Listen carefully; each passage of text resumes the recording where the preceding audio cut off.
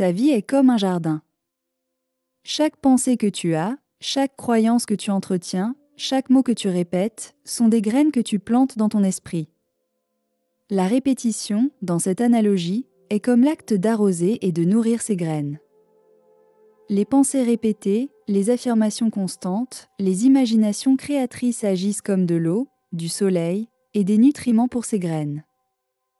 Ce que tu répètes jour après jour devient la réalité qui émerge dans ton jardin mental. Mais pourquoi la répétition semble-t-elle si cruciale quand on manifeste un désir ?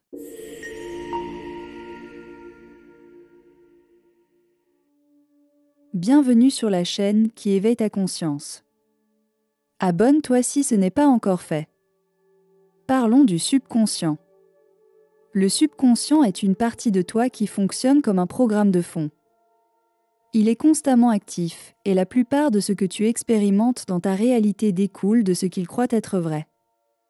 Le subconscient ne fait pas de distinction entre le vrai et le faux, le possible et l'impossible, il accepte simplement ce que tu lui donnes comme étant réel.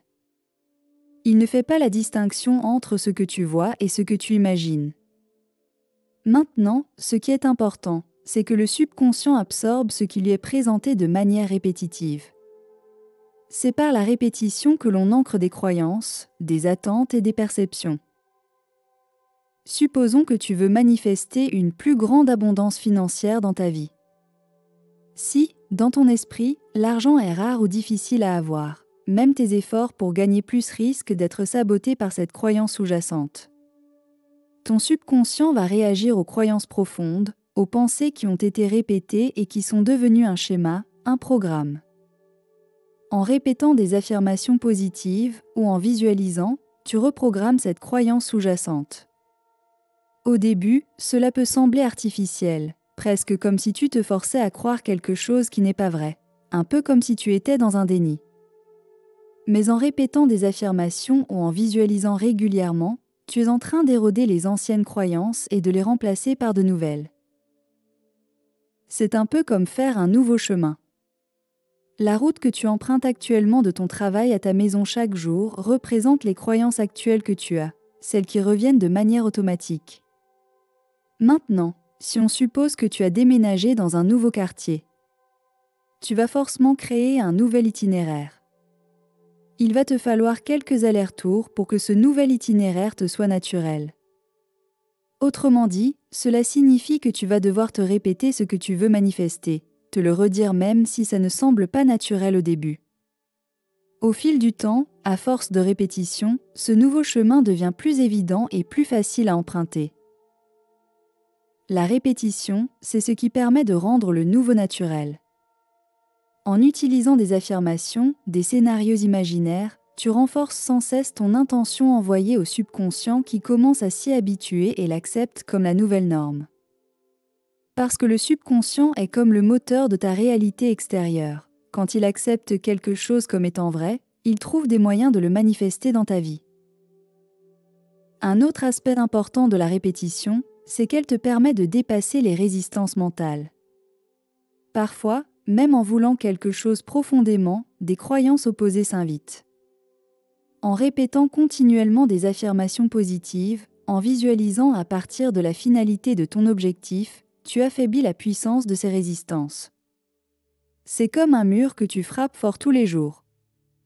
Au début, il ne semble pas bouger, mais avec le temps, il commence à se fissurer jusqu'à ce qu'il s'écroule. Une personne qui a passé des années à croire en la complexité ou la difficulté de l'amour a des croyances qui sont devenues un programme actif. Alors, même si elle rencontre quelqu'un de bien, elle pourrait inconsciemment repousser cette personne, doutant de son affection ou cherchant des preuves que l'amour ne durera pas. Mais en répétant des affirmations et des visualisations avec ressenti vrai, elle commence à démanteler l'ancienne croyance. Au début, son esprit peut même se moquer de ces nouvelles affirmations, mais avec la répétition, le message s'installe et son comportement change.